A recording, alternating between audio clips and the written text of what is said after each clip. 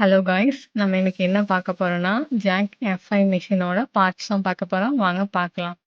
நம்ம மிஷின் தைக்கிறோம் இல்லையா? அந்த மிஷினோட இந்த பார்ட்ட வந்து சீவிங் ஹெட் அப்படின்னு சொல்லுவாங்க. அதாவது மிஷின் ஹெட். மிஷினோட தலைப்பகுதி மிஷின் ஹெட்ன்னு சொல்லுவாங்க. நம்ம ஃபேப்ரிக் வச்சு தைக்கிற இந்த டேபிள வந்து சீவிங் டேபிள் அப்படின்னு சொல்லுவாங்க. அடுத்தது இந்த பார்ட்ட வந்து த்ரெட் ஸ்டாண்ட் அப்படின்னு சொல்லுவாங்க. Thread stand. And this part வந்து ஸ்பூல் பின்.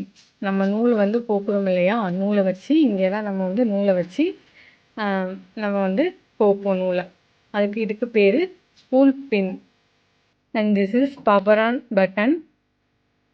இதை நம்ம ஆன் பண்ணி தான் நம்ம மிஷினை தைப்போம். இது வந்து ஹேண்ட் வீல். இந்த வீல் நம்ம சுற்றணும்னா நம்ம கையால் சுற்ற முடியும். நம்ம பவர் மிஷின் அப்படிங்கிறதுனால ஹேண்ட் வீல். இதுக்கு பேர் ஹேண்ட் வீல்.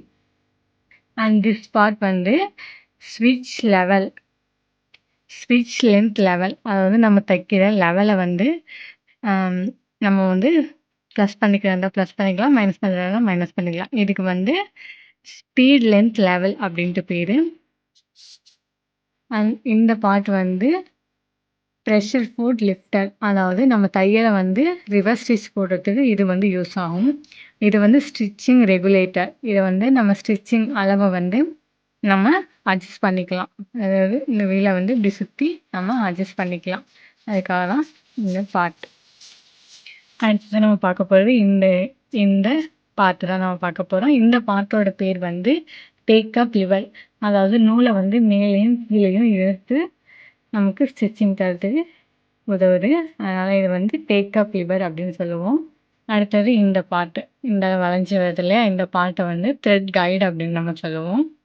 அடுத்தது இந்த பார்ட்டை வந்து நம்ம வந்து ஃபேஸ் பிளேட் அப்படின்னு சொல்லுவோம். அதாவது மிஷினோட முகம் மாதிரி இருக்கு இல்லையா? அதனால வந்து ஃபேஸ் பிளேட் அப்படின்னு நம்ம சொல்லுவோம். அடுத்தது இந்த பார்ட்டு. இந்த வளைஞ்சி இருக்குது இல்லையா? இந்த 2 இடத்தையும் வந்து நம்ம என்ன சொல்லுவோம்னா டென்ஷன் ரெகுலேட்டர் அப்படின்னு நம்ம சொல்லுவோம். இந்த வளைஞ்சி வந்திருக்க இந்த 2 பார்ட்டை வந்து டென்ஷன் ரெகுலேட்டர் அப்படின்னு நம்ம சொல்லுவோம். அடுத்தது நம்ம பார்க்க போகிறது மிஷினோட முக்கியமான பார்ட்டு நீடில். இந்த நீடில் இதோட பேர் வந்து நீடில். அது நம்ம எல்லாருக்குமே தெரிஞ்சிருக்கும். இந்த பிளேட்டோட பேர் வந்து நீடில். அடுத்தது இந்த பார்ட்டு.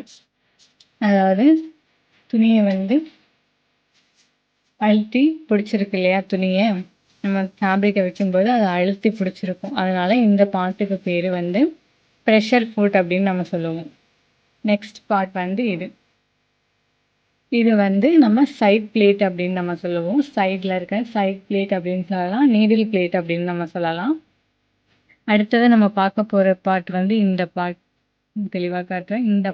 இந்த பார்ட்டை வந்து நம்ம என்ன சொல்லுவோம்னா ஃபீட் டாக் அப்படின்னு சொல்லுவோம். அதாவது நம்ம துணியை வந்து நவுத்தி நமக்கு தள்ளும். அதனால் நம்ம இதை வந்து ஃபீட் டாக் அப்படின்னு சொல்லுவோம்.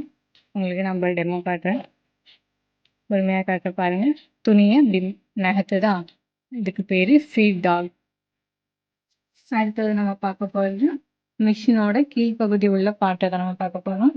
அதாவது இந்த இருக்கு இல்லையா? இந்த இருக்கிற இந்த பார்ட்டுக்கு பேர் பாபின். பாபின்னு நம்ம சொல்லுவோம். Bobbin case. உள்ளது வந்து பாபின். வெளியில் உள்ள இந்த பார்ட்டோட பேர் பாபின் கேஸ். அதாவது இந்த இருக்கு இல்லையா? இந்த மிஷினில்